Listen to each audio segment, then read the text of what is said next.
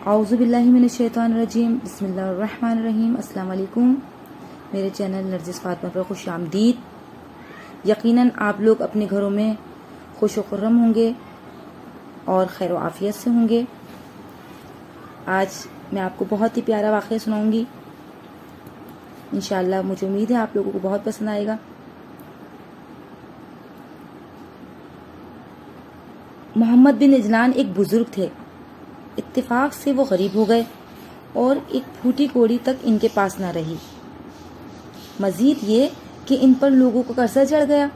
انہوں نے اپنے حالات کی بہتری کے لیے کافی ہاتھ پاؤں مارے، لیکن کہیں سے بھی کامیابی حاصل نہ ہوئی۔ آخر میں انہوں نے حاکم مدینہ کے پاس جانے کا ارادہ کیا، جو کہ اتفاق سے ان کا قریبی عزیز بھی تھا۔ وہ حاکم مدینہ کے دربار کی طرف جا رہے تھے کہ راستے میں امام جعفر صادق علیہ السلام کے چچا زاد بھائی سے ان کی ملاقات ہوئی۔ تو انہوں نے ان سے پوچھا کہ آپ کہاں جا رہے ہیں؟ ابن عجلان نے کہا، مجھ پر قرضوں کا بوجھ چڑھ گیا ہے، اس لیے میں حاکم مدینہ کے پاس جا رہا ہوں اور ان سے مالی حالات کی درخواست کروں گا تاکہ میرے حالات بہتر ہو جائیں۔ تو امام جعفر صادق کے ابن عم نے ان سے کہا، میں نے اپنے ابن عم امام جعفر صادق سے کچھ احادیث قدسی سنی ہے اور میں وہ آپ کو سنانا چاہتا ہوں۔ پہلی حدیث قدسی تو یہ ہے کہ اللہ تعالیٰ فرماتا ہے، مجھے اپنے عزت و جلال کی قسم، جو بھی شخص میرے علاوہ کسی اور سے امید رکھتا ہے تو میں اس کی امید قطع کر دیتا ہوں۔ اور دوسری حدیث یہ ہے کہ میرے بندے پر افسوس ہے، میں تو مانگے بغیر اسے نعمتیں عطا کرتا ہوں، تو کیا اگر وہ مجھ سے مانگے اور میرے فضل و عطا کی امید رکھے، میں اسے محروم رکھوں گا کیا؟ جی ہاں، اللہ کی عطا لامحدود ہے، اس کی رحمت بے پایا ہے، وہ بغیر مانگے عطا کرتا ہے۔ تو کیا آپ نے خدا سے کہا تھا، خدایا مجھے آنکھ کی ضرورت ہے، اور آپ کی اس درخواست کے بدلے میں آپ کو آنکھیں دی تھی اس نے؟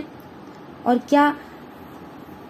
کیا آپ نے خدا سے کان، ناک، ہاتھ اور پاؤں کی درخواست کی تھی اور خدا نے آپ کو یہ نعمات بن مانگے دی تھی؟ یقیناً یہ تمام نعمات خدا نے کسی سوال کے بغیر عطا کی تھی۔ جب محمد بن عجلان نے یہ دو احادیث قدسی پہلی بار سنی تو وہ جھوم اٹھا اور اس نے کہا کہ خدارا، یہ احادیث قدسی ایک بار مجھے دوبارہ سناؤ، یہ احادیث میرے دل کی گہرائیوں میں اتر رہی ہے۔ تو امام جعفر صادق کے چچا زاد بھائی نے وہ احادیث دوبارہ پڑھی اور ابن عجلان نے انہیں بڑی توجہ سے سنا اور احادیث نے اس سے بہت زیادہ متاثر کیا، اور اس نے کہا، بس بھائی، اب میں اللہ کے فضل و کرم پر ہی نظر رکھوں گا اور میں اپنے تمام معاملات اس کے سپرد کرتا ہوں تاکہ وہ مجھ پر اپنی نظر کرم کرے۔ اب میں کسی کے آگے ہاتھ نہیں پھیلاؤں گا۔ یہ کہہ کر وہ حاکم مدینہ کو ملے بغیر اپنے گھر واپس چلے گئے۔